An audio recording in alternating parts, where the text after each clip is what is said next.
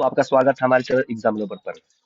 तो यदि आप इस चैनल पर नए हैं तो सबसे पहले चैनल को सब्सक्राइब कर लीजिए और इस वीडियो को लाइक करके अपने सारे दोस्तों के साथ शेयर कर दीजिए, ठीक है। तो आज हम लोग बात करेंगे 2025 में जो इंटरमीडिएट की एग्जामिनेशन हो रही है आर्ट एक्सट्रीम का, जो कि 6 फरवरी 2025 को क्वेश्चन पेपर हुआ हिंदी का, उसका सारा एनालिसिस है, ठीक है। तो आप इस वीडियो में लास्ट तक बने रहिए, एकदम बहुत अच्छे तरीके से वीडियो को मैंने मेहनत करके बनाया है, ठीक है। और सारा डिस्क्रिप्शन के साथ बनाया है। अगर ध्यान से अगर ईयरफोन लगा के सुनिएगा तो बहुत सारी चीजें आपको याद हो जाएगी, ठीक है। तो आपको मालूम होगा कि इस इस एग्जामिनेशन में आपको 100 ऑब्जेक्टिव क्वेश्चन पूछा गया, ठीक है, जिसमें आपको 50 करना था और कुछ अच्छे अच्छे ऑब्जेक्टिव क्वेश्चन पूछे गए। बहुत सारे बच्चों का कहना है कि वो बन नहीं पाया, ठीक है। तो इसमें कुछ घबराने की बात नहीं, केवल 85 क्वेश्चन आपको बनाना था, ठीक है। तो ये आपका दिगंत से क्वेश्चन आता है, गद्य खंड और पद्य खंड से, अब आपका हिंदी व्याकरण से क्वेश्चन आता है। तो आपका ये देखिए, ये गद्य खंड का ये आपका पूरा पाठ है और ये आपके लेखकों का परिचय है, ठीक है, लेखक का नाम है। तो इसको आप याद कर लीजिए, ये आपका काव्य खंड का लेखक का ये नाम है और इसके पाठ का ये नाम है, ठीक है। तो चलिए हम लोग सबसे पहला क्वेश्चन को क्या करते हैं, डिस्कस करते हैं। तो पहला क्वेश्चन आपका देखिए क्या कह रहा है पहला क्वेश्चन। तो पहला क्वेश्चन कह रहा है कि सन 1917 में भितरवा में किसकी तूती बोलती थी, ठीक है। तो ये आपका चैप्टर नंबर 7 है, गद्य खंड का ओ साधनेरा, जो कि जगदीश शर्मा माथुर लिखे हैं, जिसमें गंडक नदी का वर्णन है, उससे लिया गया है, ठीक है। तो ये आपका हाईलाइट करके मैंने बता दिया गया है कि 1917 में एम एन साहब की तूती बोलती थी। तो पहला का ऑप्शन क्या हो जाएगा, ऑप्शन नंबर डी, ठीक है। पहला का ऑप्शन नंबर क्या हो गया, डी। अगला क्वेश्चन, क्वेश्चन नंबर पे चलते हैं 2। कह रहे क्वेश्चन नंबर 2, नंदनगढ़ का स्तूप कितना फीट ऊंचा था। तो आप देखिए यहाँ पर आपको दिए हैं कि ये 82 फीट ऊंचा था और यहाँ पर फिगर के रूप में बना भी दिए हैं। ये नंदनगढ़ का क्या है, आपका स्तूप है। इसको लंबाई से नापिएगा तो आपको 82 फीट आपको ऊंचा आता है, ठीक है। तो बताइए आपका दूसरा का आंसर क्या हो जाएगा, ऑप्शन नंबर क्या हो जाएगा, ए हो जाएगा, ठीक है। अगला क्वेश्चन चलते हैं, क्वेश्चन अब आपका 3 है। कह रहा है मुन्नी और माना की माँ का नाम क्या था। तो ये सिपाही के माँ से लिया गया है। मुन्नी और माना की माँ का नाम था बिस्मी था, ठीक है। ये सिपाही लड़ने के लिए रंगून जाता है, ठीक है। तो इसका वर्णन किया गया। अगला क्वेश्चन, क्वेश्चन आपका 4 है। कह रहा है प्रलय की छाया शीर्षक रचना किसकी है। तो प्रलय की छाया किसने लिखा है, जयशंकर प्रसाद ने लिखा है, ठीक है।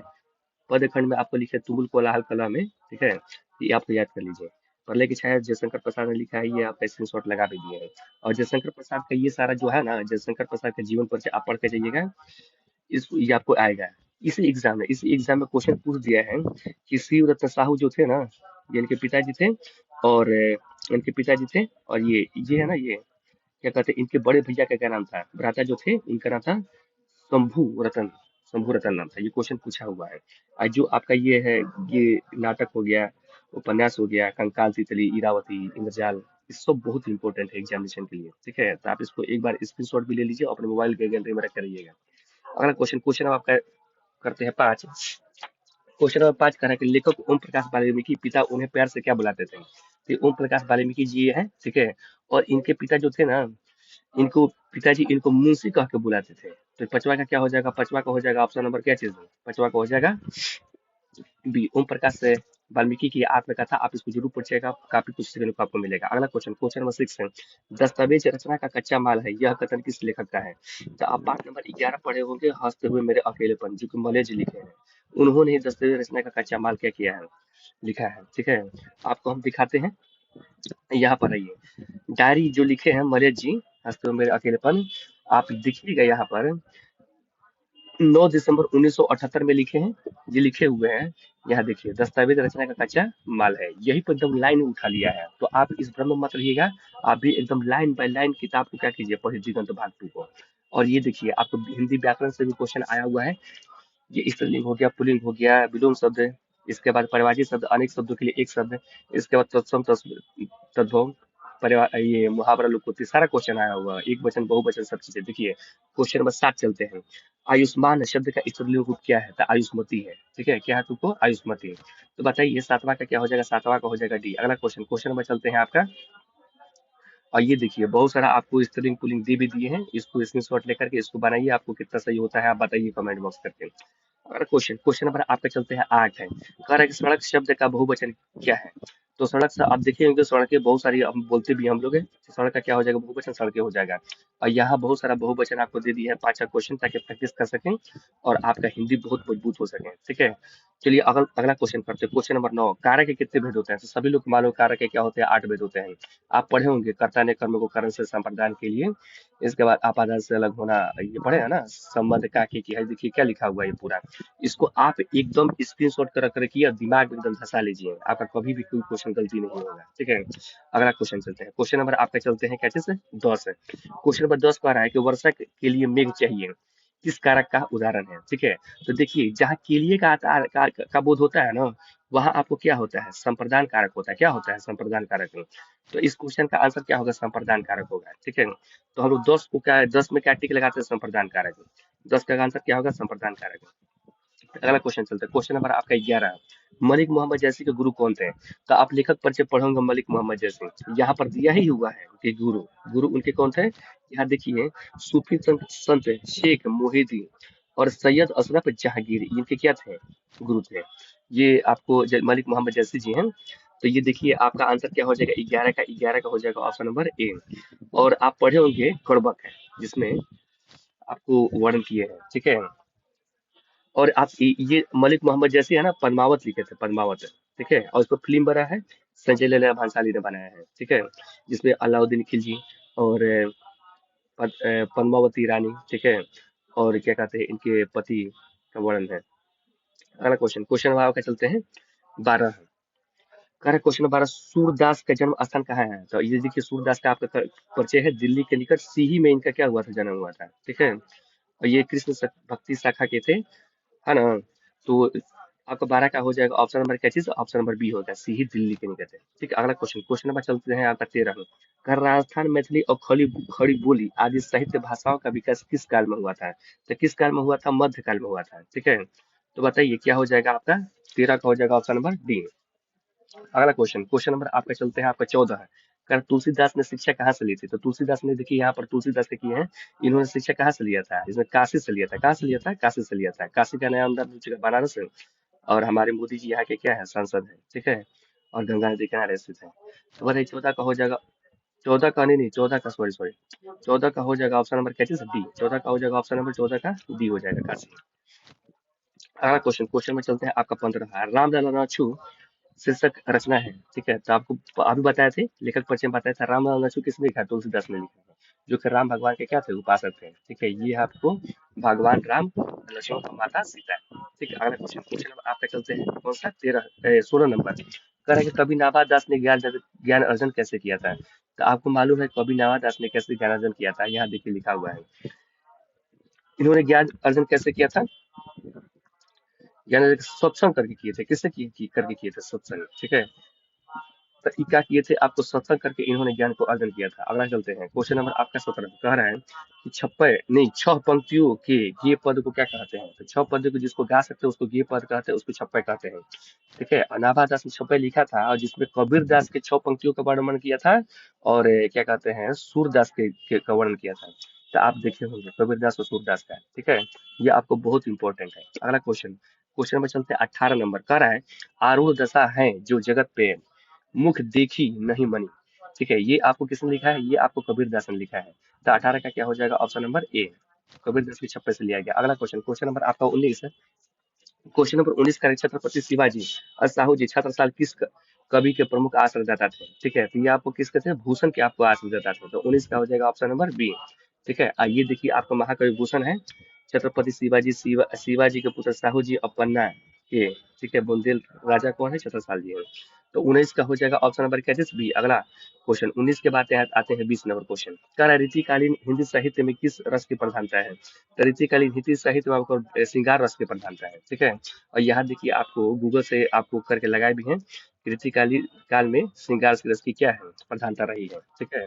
और ये देखिए आपको हिंदी साहित्य के कौन कौन सा काल होता है, तो रीतिकाल आपको 1700 से लेकर के 1900 ईस्वी तक का माना जाता है। और भक्ति काल में 2 शाखा है, निर्गुण काव्य शाखा और आपको सगुण काव्य शाखा। निर्गुण काव्य शाखा में 11 श्री श्रेय होता है और प्रेमर श्री, और सगुण में आपको कृष्ण श्री काव्य धारा होता है और रामा श्री काव्य धारा होता है। तो इसको आपको याद करना होगा, ठीक है। ये आपके एग्जामिनेशन पॉइंट ऑफ व्यू से बहुत इंपॉर्टेंट है।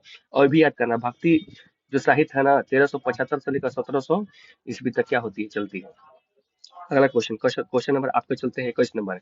यथा संभव समास है। तो आपको मालूम है कभी भी यथा ये उपसर्ग आ जाएगा ना, तो उपसर्ग आता है तो अव्ययीभाव समास होता है, तो 21 का क्या हो जाएगा, बी हो जाएगा। तो यहाँ पर समास का बहुत सारा ट्रिक लिखा हुआ था, आप इसको याद कर लीजिए। जैसे अगर संख्या आ जाएगा तो आपको क्या होता है, द्विगु समास होता है। अगर आपको हाइफन आ जाएगा तो आपको द्वंद्व समास होता है। जहाँ उपसर्ग आ जाए तो क्या होता है, अव्ययीभाव समास होता है। ठीक है, जब भगवान का नाम आ जाता है वहाँ कौन सा बहुब्रीहि समास होता है, जब विशेषता बताकर कर्मधारय समास होता है।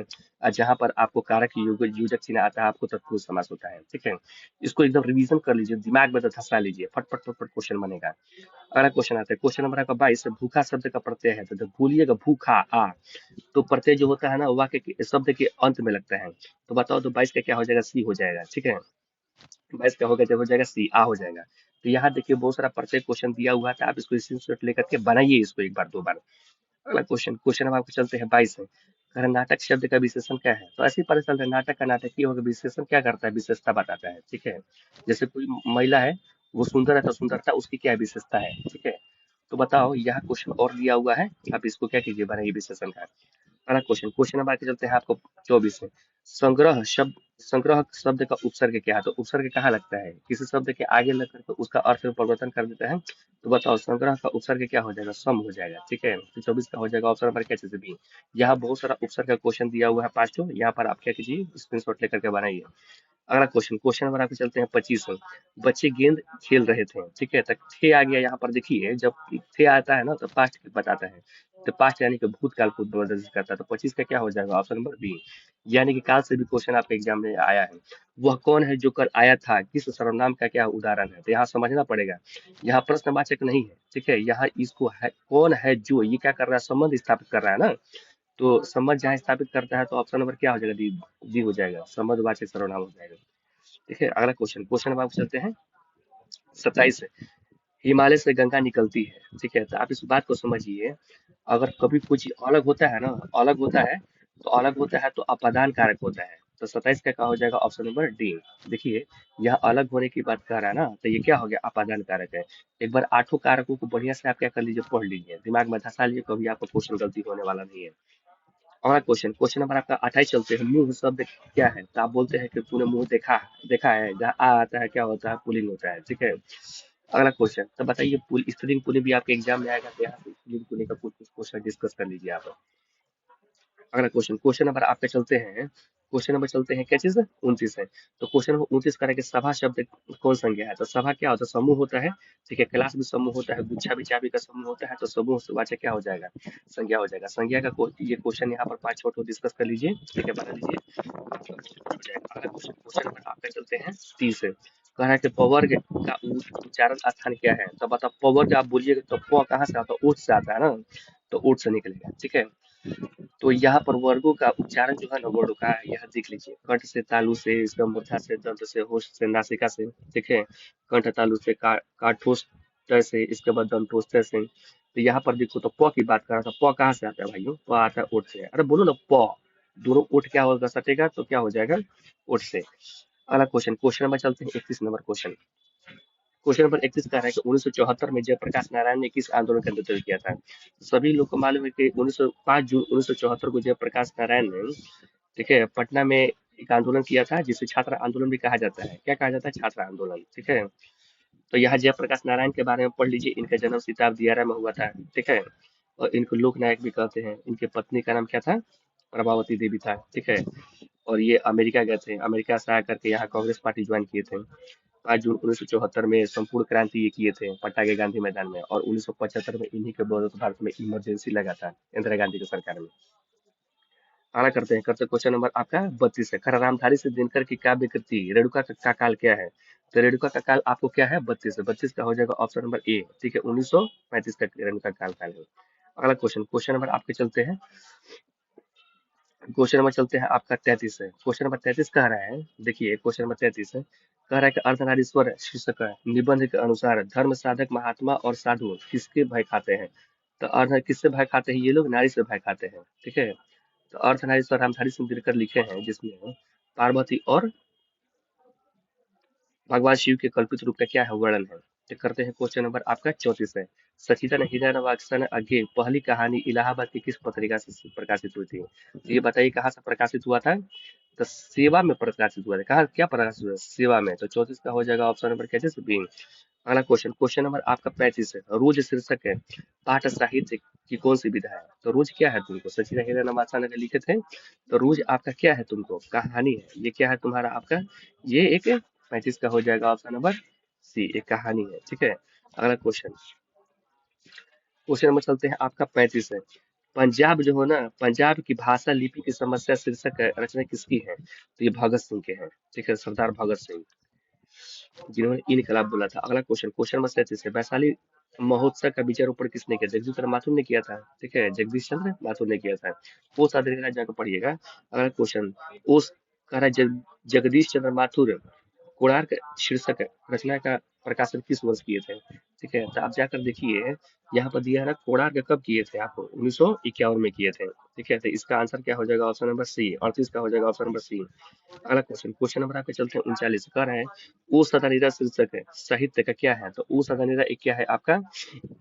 एक निबंध की विधा है। ठीक है, ये एक ऐसे है जिसको जगदीश चंद्र माथुर ने लिखा है, और ये पश्चिमी चंपारण के गंडक नदी का वर्णन किए हैं, जो कि आपका ये जंगलवाद क्षेत्र होता है। ठीक है, देखिए क्वेश्चन आ ही गया। अगला क्वेश्चन, क्वेश्चन नंबर आपका 40 है। हरि सिंह देव का दुर्ग कहाँ छिपा हुआ है? तो वन की गहराइयों में छिपा हुआ था। ये ओस नगर से लिया गया है। ठीक है। अगला क्वेश्चन, क्वेश्चन नंबर देखिए आपका 41 है। आपको कहे थे ना, देखिए अमेरिका से लौटने के बाद जयप्रकाश नारायण ने किस पार्टी को ज्वाइन किया था? तो कांग्रेस पार्टी को ज्वाइन किया था, पंजा चावड़ा। ठीक है, जिसके अभी वर्तमान अध्यक्ष है खड़गे जी। अगला क्वेश्चन, क्वेश्चन नंबर आपका 42 है। परशुराम की प्रतिज्ञा शीर्षक का काव्य कृति किसकी है? तो परशुराम की प्रतिज्ञा किसने लिखा है? तो 42 का क्या हो जाएगा? ऑप्शन नंबर हो जाएगा ए। ठीक है, रामधारी सिंह दिनकर ने लिखा है। किसने लिखा है? रामधारी सिंह दिनकर ने लिखा है। ठीक है। अगला क्वेश्चन, क्वेश्चन नंबर आपके चलते हैं, क्वेश्चन नंबर चलते हैं आपका 43 है। शंकर और पार्वती का कल्पित रूप क्या है? ठीक है, तो ये अर्धनारीश्वर वर्णन है, रामधारी सिंह दिनकर के द्वारा जो लिखा गया है। तो बताइए इसका हो जाएगा ऑप्शन नंबर क्या चीज? बी। देखिए ऑप्शन नंबर क्या हो जाएगा? बी।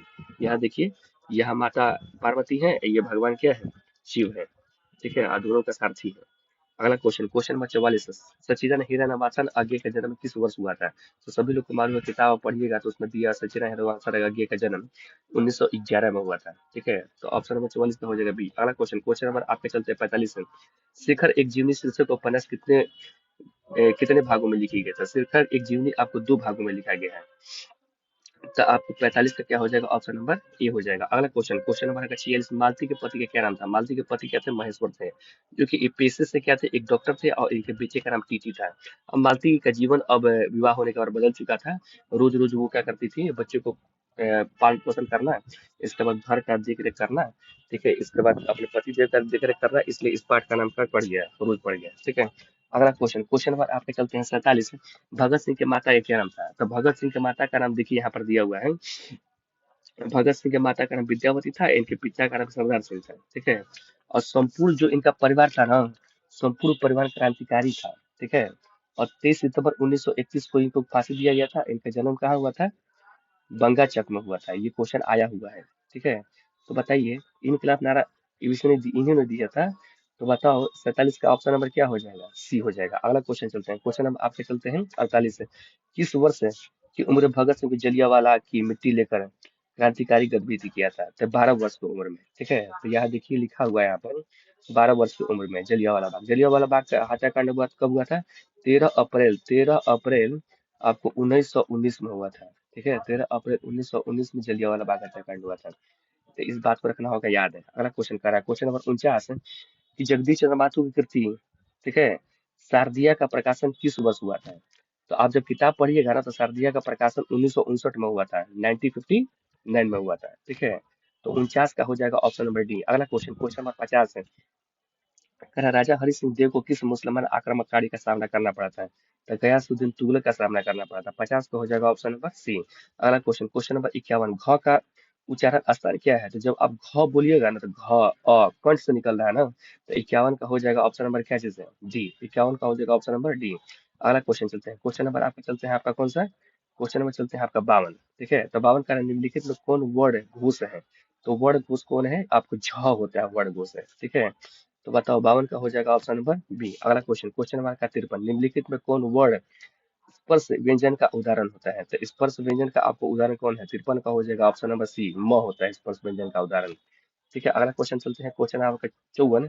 सदैव शब्द का संधि विच्छेद क्या है? तो सदैव शब्द का संधि विच्छेद होता है सदा प्लस ए, यानी कि ऑप्शन नंबर क्या हो जाएगा? डी। यहाँ संधि विच्छेद क्वेश्चन बहुत आता है, समाज से भी क्वेश्चन आता है, तो जाकर संधि विच्छेद को एक बार रिवीजन कर लीजिए। ठीक है, आपके हर एक एग्जाम के लिए बहुत क्या होगा? महत्वपूर्ण होगा। अगला क्वेश्चन, क्वेश्चन का निम्नलिखित में शुद्ध शब्द कौन सा है? ठीक है, तो यहाँ पर अधीन, उन्नति और सब आपको, नहीं नहीं नहीं, जिस तत्व भी शुद्ध है, अधीन में परमेश्वर भी है, लेकिन उन्नति आपका शुद्ध नहीं है। ठीक है, उन्नति ऐसे लिखा था, उन्नति, उन्नति में छोटी का मात्रा होता है। ठीक है, तो इसमें आपको पूछना चाहिए था कौन अशुद्ध है, तो उन्नति चला आता है। ठीक है, ये क्वेश्चन थोड़ा सा फॉल्ट हो गया है ना? तो 55 नंबर देख लेना। तो इससे पता चलता है कि आपको शुद्ध अशुद्ध आता है। तो किताब आप जब पढ़िए तो बहुत अच्छे तरीके से बड़ी की मात्रा, छोटी की मात्रा, बड़ा ओ का मात्रा, छोटा ओ का मात्रा सबको देखते रहिए। इसी में क्या होता है? गलती होता है शुद्ध अशुद्ध। और शुद्ध अशुद्ध क्वेश्चन एक बार प्रैक्टिस कर लीजिए, आपका सारा चीजें हो जाएगा। अगला क्वेश्चन, क्वेश्चन नंबर आपका 56, निम्नलिखित में कौन विस्मयादिक बोधक चिन्ह है? ठीक है, तो विस्मयादिक बोधक चिन्ह कौन है? ऑप्शन नंबर बी हो जाएगा। ठीक है, 56 का हो जाएगा बी। अगला क्वेश्चन, क्वेश्चन नंबर 57, गंगा नदी शब्द किस संज्ञा का उदाहरण है? तो गंगा नदी, ये बताओ किसी का नाम है ना, तो नाम क्या होता है? व्यक्ति वाचक संज्ञा हो जाता है। ठीक है, अगला क्वेश्चन, क्वेश्चन नंबर आपका चलते हैं 58, मित्र शब्द के लिंग है। ठीक है, तो मेरे मित्र आएंगे, मित्र ऐसे ही लग रहा है, सखा रहता तो स्त्रीलिंग होता है, तो मित्र क्या होगा? ऑप्शन नंबर बी पुल्लिंग हो गया। अगला क्वेश्चन, क्वेश्चन नंबर 59 यानी कि 59, मुखिया शब्द का प्रत्यय कौन है? तो आप बोलिएगा तो मुखी आ गया ना, तो प्रत्यय कहाँ लगता है? पीछे। ठीक है, तो बताओ क्या हो जाएगा? 59 का ऑप्शन नंबर 59 का है मुखिया, है ना, मुखिया। ठीक है, तो ईया हो जाएगा, ऑप्शन नंबर क्या हो जाएगा? सी। अरे ईया मुखिया भी तुम्हारा है, ऑप्शन नंबर क्या हो जाएगा? सी हो जाएगा, ऑप्शन का सी। ठीक है, चलो अगला क्वेश्चन, क्वेश्चन नंबर 60 है, निम्नलिखित में तद्भव शब्द कौन है? तो तद्भव, तत्सम, तत्सम, तत्सम जो शब्द होता है किससे मिलता जुलता है? आपको संस्कृत से। ठीक है, किससे मिलता जुलता है? संस्कृत से। तो बताओ तत्सम तुमको कौन हो गया इसमें? संस्कृत से मिलता जुलता है, तो तत्सम क्या हो गया इसमें? भाप, पंख, दूध की जिष्ट, जिष्ट हो गया। ठीक है, जिष्ट का मतलब बड़ा, बड़ा भाई। अगला क्वेश्चन, ठीक है, क्वेश्चन नंबर आपका 61, मनुष्य के विचार को पूर्णता से व्यक्त करने वाले शब्द पद समूह को क्या कहते हैं? इसको वाक्य कहते हैं। कितना आसान है चीजें, शब्दों से मिलकर के वाक्य बनता है। ठीक है, अगला क्वेश्चन, क्वेश्चन नंबर आपका चलते हैं 62, रचना की दृष्टि से वाक्य कितने कितने प्रकार है? रचना की दृष्टि से वाक्य आपको 3 प्रकार है, यहाँ पर देखिए लिख दिए हैं। सरल वाक्य हो गया, संयुक्त वाक्य हो गया, मिश्रित वाक्य हो गया। अगला क्वेश्चन, क्वेश्चन नंबर आपका 63, परिश्रमिक छात्र अवश्य सफल होंगे, किस वाक्य का उदाहरण है? ठीक है, तो ये सरल वाक्य का उदाहरण होता है। 63 का हो जाएगा ऑप्शन नंबर ए। अगला क्वेश्चन, क्वेश्चन नंबर आपका 64 है, निम्नलिखित में शुद्ध कौन सा है? तो यहाँ आप, उनके चाचा की लड़की हुई है, वास्तव में वह बड़ा आदमी है, यह कहना आपकी भूल है। राम और श्याम संबंधी चर्चा है। ठीक है, तो ये देखो लो, सब सही लग रहा है, लेकिन मेरे हिसाब से आंसर क्या होना चाहिए? बी होना चाहिए। ठीक है, शुद्ध क्या? वास्तव में वह बड़ा आदमी है। अगला क्वेश्चन, क्वेश्चन नंबर का 65 है, आचार शब्द का विलोम क्या होगा? विलोम का मतलब उल्टा, यानी कि एंटोनिम्स। तो आचार का हो जाएगा अनाचार। ठीक है, अगर आपको और विलोम शब्द से क्वेश्चन बनाना है तो यहाँ से आप बनाइए। ठीक है, प्रैक्टिस करके बताइए आपको कितना सही होता है, स्क्रीनशॉट लेकर भी रखो। कह रहा है क्वेश्चन नंबर 66 है, युग का निर्माण करने वालों, यानी कि अनेक शब्दों के लिए एक शब्द से क्वेश्चन पूछती है, तो युग का निर्माण करने वालों को क्या बोलते हैं? युग निर्माता बोलते हैं। तो 66 का हो जाएगा ऑप्शन नंबर ए। तो यहाँ से भी अनेक शब्दों के लिए एक शब्द क्या कर लो? रिवीजन कर लो, वन वर्ड सब्स्टिट्यूशन इंग्लिश में बोलते हैं। अगला क्वेश्चन, क्वेश्चन नंबर आपका 57, 67। ठीक है, गाल बजाना, गाल बजाना का मतलब होता है डिंग हड़कना। ठीक है, बूस्टिंग।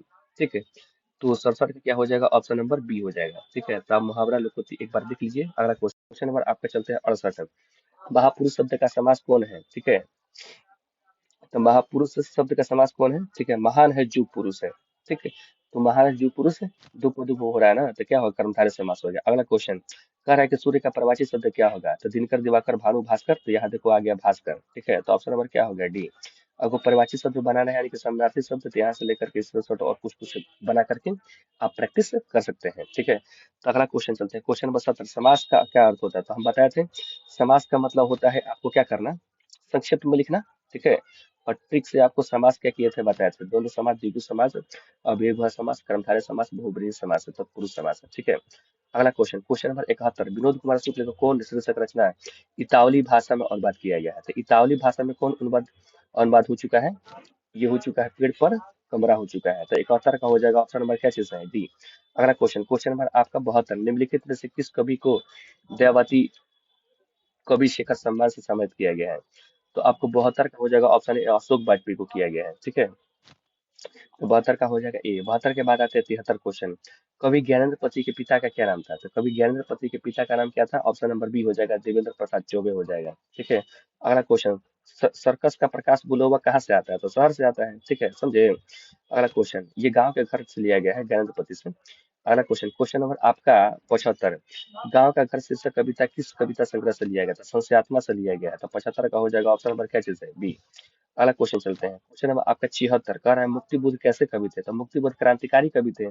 ठीक है, गजानन माधव मुक्ति बुद्ध, जन जन का चेहरा एक। तो 76 का हो जाएगा डी। अगला क्वेश्चन, क्वेश्चन नंबर कह रहा है कि 77, बालकृष्ण भट्ट के अनुसार कितने कानों में पड़ी हुई बात खुल जाती है? ठीक है, कितने कानों में पड़ी हुई बात खुल जाती है? तो आप लोग को बताए थे, दो व्यक्ति के बीच अच्छा बात होता है, लेकिन तीन आदमी आता है तो बात बात नहीं रह जाता है।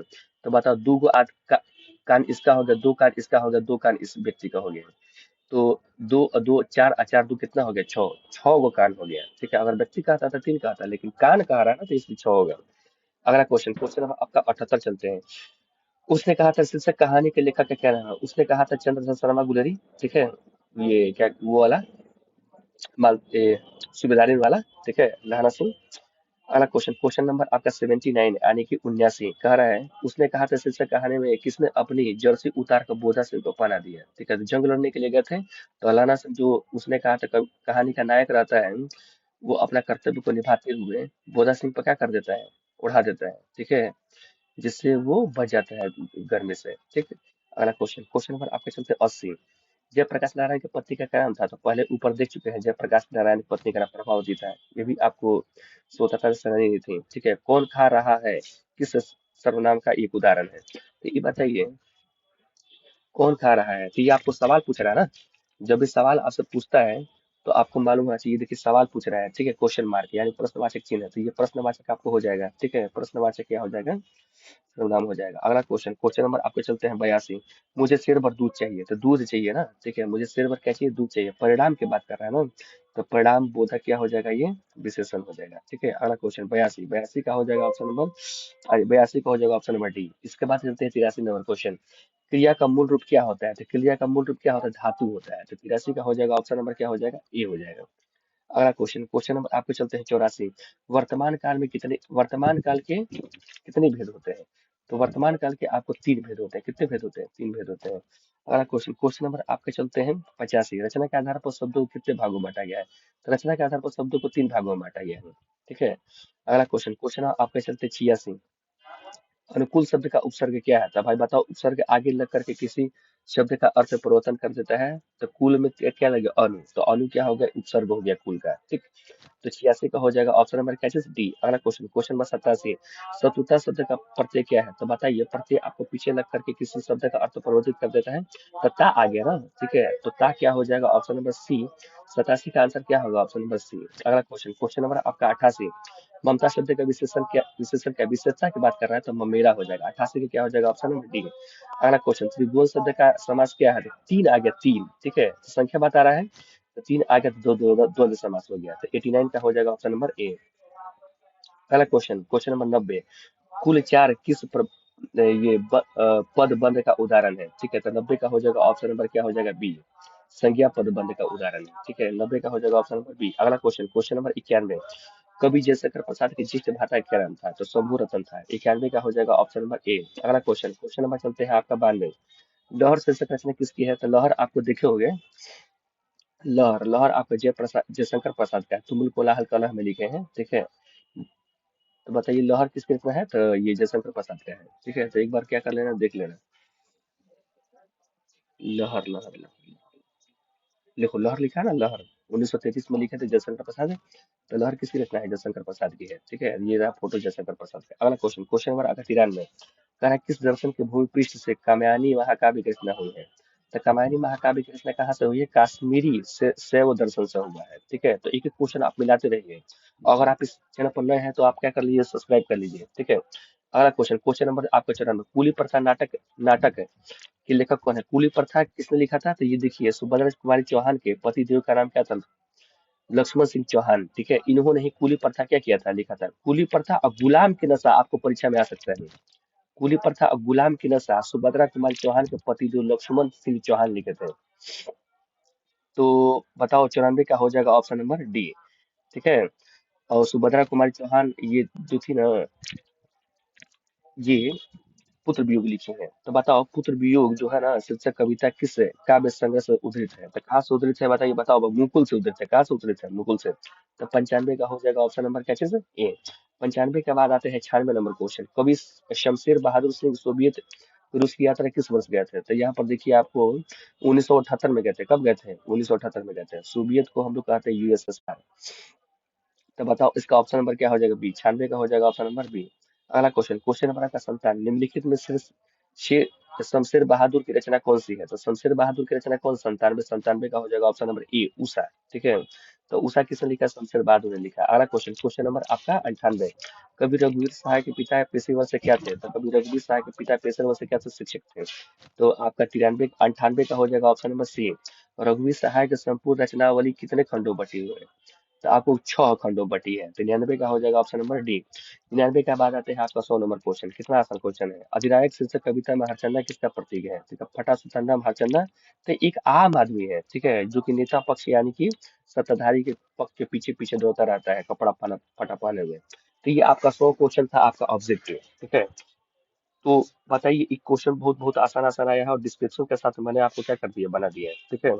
और जितने भी आपके दोस्त फ्रेंड का सर्कल है उसमें आप इसको शेयर कर दीजिए ताकि सभी लोग को लाभ मिल पाए। और इसको 2 बार 3 बार ईयरफोन लगा कर देखिएगा तो आपको सब चीज धीरे धीरे क्या हो जाएगा, आ जाएगा। तो सभी लोग को मालूम है कि विषयनिष्ठ प्रश्न यानी कि सब्जेक्टिव क्वेश्चन में सबसे पहला क्वेश्चन क्या आता है? निबंध, जो कि 8 मार्क्स का होता है। बढ़ती जनसंख्या भी आसान है। ठीक है। पानी की बचत, मेरे प्रिय लेखक, बाढ़ की समस्या, गणतंत्र दिवस बहुत आसान है। ठीक है। इसके बाद विद्यार्थी जीवन पर आप लिख सकते हैं किसी एक टॉपिक पर रूपरेखा बनाकर प्रस्तावना। ठीक है। उसका महत्व, उसके लाभ हानि जो भी है, इतिहास, उसके पक्ष, निष्पक्ष, कंक्लूजन लिख करके निष्कर्ष, उपसंहार और कोटेशन डाल करके बढ़िया आप लिख सकते हैं। मेरे हिसाब से निबंध को तो सबसे अंत में लिखना चाहिए क्योंकि 8 नंबर का सबसे ज्यादा समय खाता है। ये देखिए प्रसंग है आपका। तो 2 प्रसंग बनाया था, बहुत ही आसान है। ठीक है। अगला, ये आपको प्रधानाध्यापक के पास एक आवेदन पत्र लिखे जिसमें खेल प्रतियोगिता आयोजन का अनुरोध करें। तो बहुत आसान है, 5 नंबर का आपको दिखे हुआ है। क्या स्वतंत्रता दिवस के अवसर का वर्णन करते हुए मित्र को पत्र लिखना है। आइए देखो तो आपको 5 गो क्वेश्चन बनाना है लघु उत्तरीय प्रश्न। उसने कहा था शीर्षक है कहानी कितने भागों में बटी हुई है, उसमें कितने भागों का युद्ध का वर्णन है। ठीक है। भगत सिंह के विद्यार्थी की अपेक्षा क्या है? देखिए बिस्मिल की लड़ाई, बहुत आसान क्वेश्चन हुआ है। जल जल का चेहरा से क्वेश्चन, पुत्र वियोग नील जल। ठीक है। इसके बाद आपको ये लिखा है उदय प्रकाश के पिता का चित्र चित्र वर्णन करना है। ठीक है। अधिनायक का आपको भावार्थ लिखना है, भावार्थ लिखना है। ठीक है। मलिक मोहम्मद जैसे कड़बक्का नाम के जो लिखा है दीर्घ उत्तरीय में। ठीक है। तो ये देखिए संक्षेपण है, यानी कि इसको पढ़ना है। ठीक है। अगर मान लीजिए 150 शब्द आता है तो कुल शब्द 150 है तो इसको 3 से भाग करके, ठीक है, संक्षेपण में क्या करना है, संक्षिप्त करके लिखना जाता है। तो ये रहा पूरा आपका पेपर का एनालिसिस है, आज इस टीम के हिंदी के पेपर का एनालिसिस। तो बताइए क्वेश्चन पेपर कैसा आया था? एकदम हलवा आया था। कुछ कुछ क्वेश्चन आपको ट्विस्टिंग थे, लेकिन 85 बनाना था भाई, उसको क्या कर दो, जो नहीं आ रहा उसको छोड़ दीजिए। ठीक है। तो पूरी डिस्क्रिप्शन के साथ मैंने आपको ये क्या किया है, मेहनत करके बताया है। ठीक है। तो हम साइंस का क्वेश्चन बहुत जल्दी बनाएंगे। तो जो एग्जाम आप स्टूडेंट दे चुके हैं वो आंसर को मिलाइए, और जो आगामी कभी एग्जाम देने वाला है इसको 2 बार 3 बार देख करके जाइए एग्जाम में, आपका एक भी क्वेश्चन छूटने वाला नहीं है। और इसको स्क्रीनशॉट लेकर इसको ऊपर खत्म कर लो। पाठ का नाम, इसके बाद लेखक परिचय। ठीक है। वो पाठ कैसा है, उसके अंदर क्या कर रहा है, पूरा कहानी को क्या कर जाइए, पढ़ जाइए। ठीक है। तो ये पूरा आपका वीडियो था, है ना? तो वीडियो आपको कैसा लगा